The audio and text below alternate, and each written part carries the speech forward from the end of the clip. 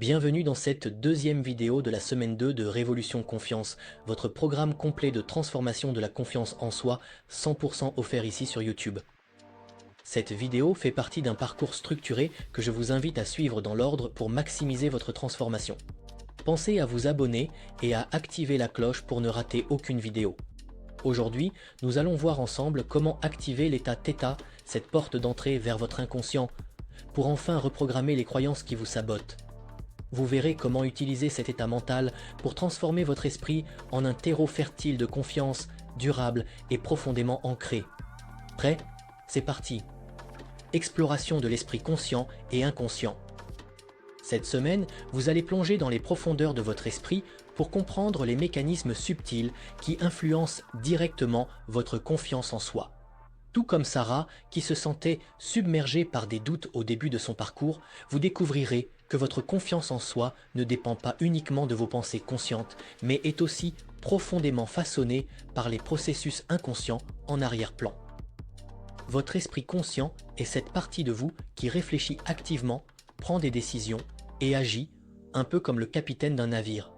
Cependant, 95% de vos actions, émotions et réactions sont pilotées par votre esprit inconscient, un vaste océan sous la surface rempli de courants qui influencent votre trajectoire, souvent sans que vous en ayez conscience. Sarah a appris à identifier ces schémas automatiques en explorant des états mentaux spécifiques comme l'état θ. Cet état lui a permis d'accéder à ses pensées profondes et de restructurer ses croyances, remplaçant les idées limitantes par des idées constructives liées à la confiance en soi. Grâce à ce processus, elle a commencé à naviguer avec plus de certitude, même face aux courants internes. La métaphore du jardin secret. Imaginez votre esprit comme un vaste jardin. Votre esprit conscient agit comme un jardinier, travaillant à la surface, plantant des fleurs et retirant les mauvaises herbes visibles. Mais sous cette surface se trouve un réseau complexe de racines et de graines. C'est votre esprit inconscient. Ces racines profondes nourrissent ce qui pousse à la surface. Si vous ne vous concentrez que sur la surface sans explorer ce qui se passe en profondeur, des mauvaises herbes peuvent réapparaître et les fleurs peuvent ne pas prospérer. Dr Bruce Lipton, auteur de la biologie des croyances, compare l'esprit inconscient à un disque dur qui stocke des programmes et croyances souvent installés pendant l'enfance. Sans une intervention consciente pour réécrire ces programmes, il continue de diriger vos comportements de manière automatique. Dans son TED Talk Your Brain is Plastic, Dr Michael Merzenich, expert en neuroplasticité, explique que notre cerveau est en perpétuel changement, remodelé par chaque pensée, expérience et croyance que nous entretenons.